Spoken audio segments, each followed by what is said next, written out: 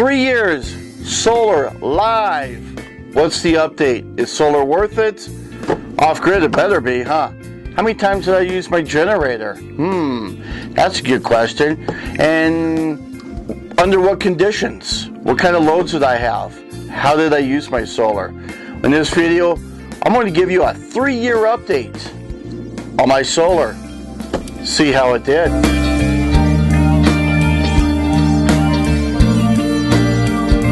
Thanks everyone for tuning in. My name is Jeff, Arizona Hot Homestead. Today's video we're going to talk about my solar system. It's been 3 years, March of 2018, since I went live with solar. I have a generator as a backup. I figured I'd do a nice little update to give you guys an idea of what 3 years of solar is like, give you an idea of what I've been using off of this solar, and a lot of people have all kinds of concepts of the solar, and let me tell you, so far I can give you in a nutshell, I think it might be worth it. Let me just show you all those components.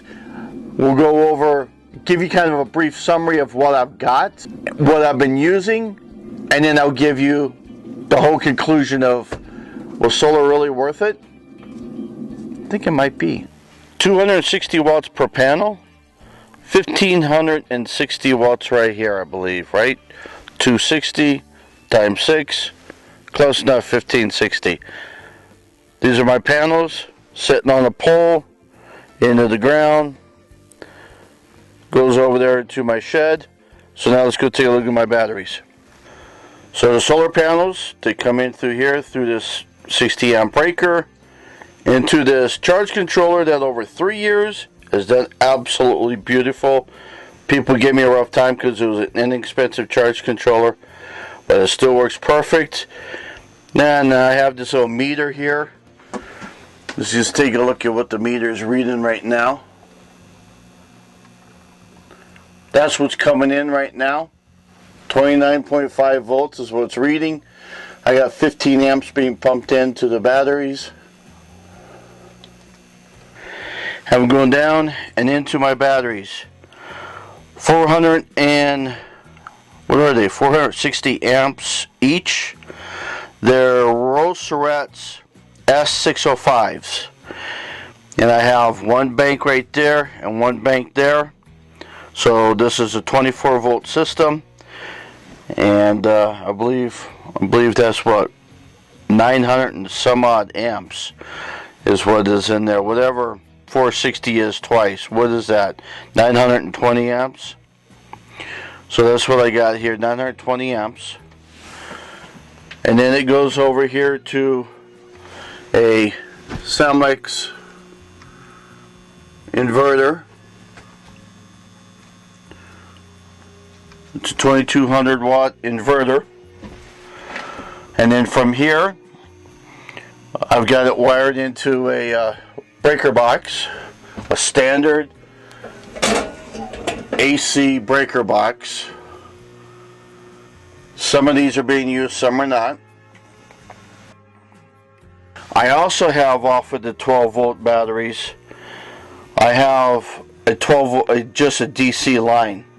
So I have a DC line like for the shed in here. I have lighting in the shed. I go through a switch, through a converter that converts it from 24 volts to 12, and then therefore I've got lighting in the shed, 12 volt LED lights.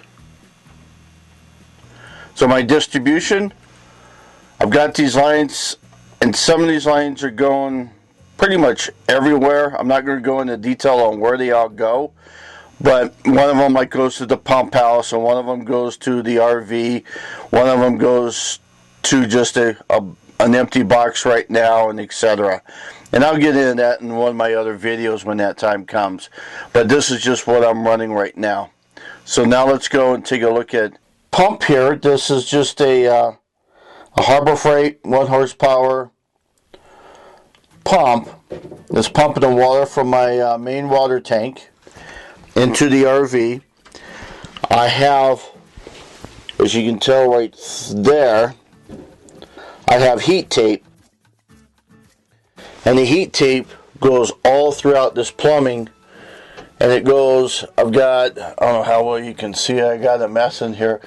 I got a filter there that wraps around, and then the water line goes down into the ground, into the tank. All those lines have this heat tape on it. This is 12 feet of heat tape at about 1 watt per foot. Just goes to that electrical outlet there. So then I have electrical power coming here.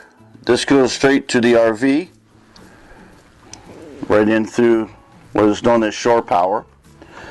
And then from here, this here goes to heat tape, the heating cable, and I just have a little piece that goes up and through here. This is the water line that feeds from the pump over into the RV. I have a extension cord here that I always leave plugged in case I just happen to need it.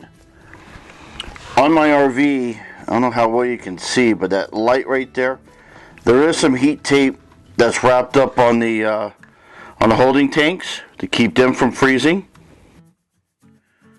During the winter, these are always on just in case it happens to freeze. Then I can keep my lines from freezing. So in my barn here, I have the 12 volt line coming from the batteries. That's here. I've got some DC lighting. This is the same lighting as what's in the shed. The only difference here is I've got 24 volts running all the way here, and then I knock it down to 12 volts just outside this barn here. But I've got 2 lights set up. Where's the other one? Right there. And then because I do not have a laptop, I have a desktop computer. And as you know, a desktop computer uses a lot more power than a laptop does. And then just a 24-inch Toshiba monitor. It's actually a TV/monitor. But I would get TV reception out here, so I just use the internet. And this is the RV furnace. This furnace has a fan that actually uses quite a bit of battery power. But this ran all winter long, and it kept my RV at about 65 degrees, 65 to 70. And so even though temperatures outside this winter got down in the low teens, sometimes high as maybe 20, even though it was a warm winter, it still was pretty cold, especially at night when you have no power coming in from the sun, and yet you're using up a lot of power. So that is my biggest burner of my solar. This is the air conditioning unit for the RV, and boy, this thing really sucks up the power as well, as you can imagine on air conditioning units. But I don't know the rating on it, but I know it uses quite a bit. So now you've seen the system, the components of the system. You've seen the loads that I've had that draws power from the solar. Let's talk about that first year. So in the first year, things went like this. The summer of 2015, temperatures got about 95, 90 degrees, in the 90s. And on my air conditioning unit here with my RV, what I did was I kept it about 80 degrees and I ran it. And it lasted about 3+ days. It drew a lot of power. I do have a VersaTube cover over it, but the temperatures in the RV still would get about 10 degrees warmer than what's outside. At night, I would utilize a fan, a little plug-in, 9-inch fan at 120 volts. I'd utilize that to help keep it a little nicer at night. Nights around here get about 70 degrees, 60 degrees, so it's perfect at night. But the RV is already warm, and you got to try to get it cooled down. So that drew some power. I have a generator that I kicked on. So luckily I have a Samlex inverter that has a low voltage shutoff. So after about 3+ days, it shut off, and I was running everything off of the 120 through that inverter, which so that it would do that. Then I'd kick on a generator, get the batteries charged back up, and then go from there. I didn't use the AC unit the rest of the summer. That winter, what I did was I tested it again. On that winter, on my furnace, which draws a lot of power as well, it lasted about 4+ days. And on that furnace, what happened was Temperatures that first winter would get -5 degrees. It got as low, a lot of single digits, a lot of highs in the teens, low 20s. So it was a pretty decent winter. I learned that a Big Buddy heater is a good supplement because it kept it about 30 degrees warmer than what it was outside. My real test was when I kept the RV furnace at 65 degrees. I had a storm roll in, and with some snow and colder weather, that was a really good test because I was getting no power from here because of the clouds, and it lasted 4+ days. When I had days of sunshine, it wouldn't be a problem, but days without, I ran it dry.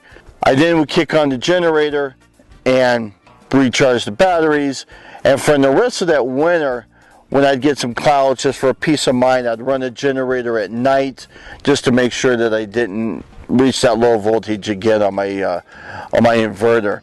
The second year, the summer of 2016, I did it differently. I only ran the air conditioning at night. So I'd run it at night just before I went to bed for about 30 minutes. I think the longest was an hour. So I didn't run it hardly at all compared to that year before. Utilizing that fan, that kept it nice and cool, open up the windows, etc. But during the day, I just let it do whatever. And because I'm always outside doing something or working or what have you, there's no need for it to stay cool in there. This winter of 2016-17, I utilized the Big Buddy heater more that year. So running that Big Buddy heater and running that furnace, when I'd get a storm that rolls in, I would kick on the generator before it reached the low voltage. So because I learned the year before what the capacity was, then I would then kick on the generator after like the second day of clouds, of a storm. I'd kick on that generator. I'd run it at night because it was quiet from where I sleep. You know you're not going to get any power during the nighttime.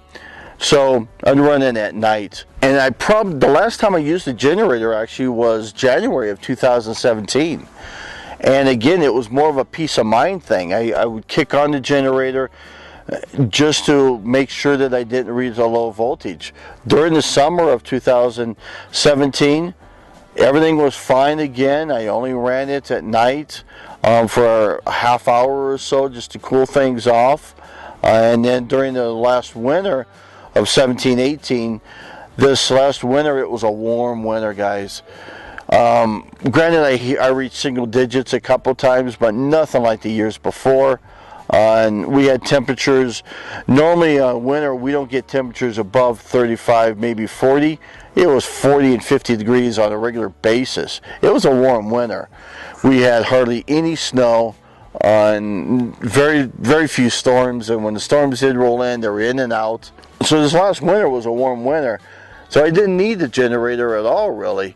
And so I've gone a year and a half without using the generator. So if you ask me, was solar worth it? Well, a year and a half and no generator, that's awesome. For what I'm using it for, it's awesome. It's perfect. You kind of learn to adapt to your capacity of your solar. So you learn to adapt on that. And you can always add to the whole system later as well. Now, some of you may think it cost.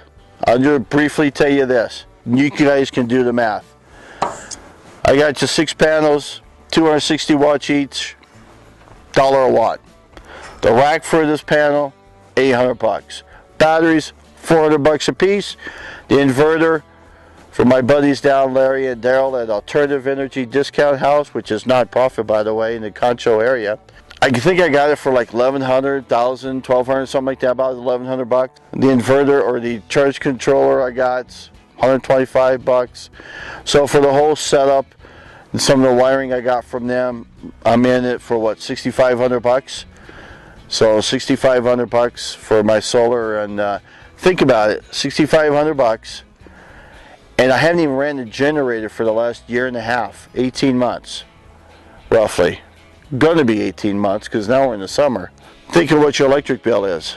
Is solar worth it? For me, it is. My name is Jeff, and you're watching Arizona Hot Homestead. See you. Bye. Have fun.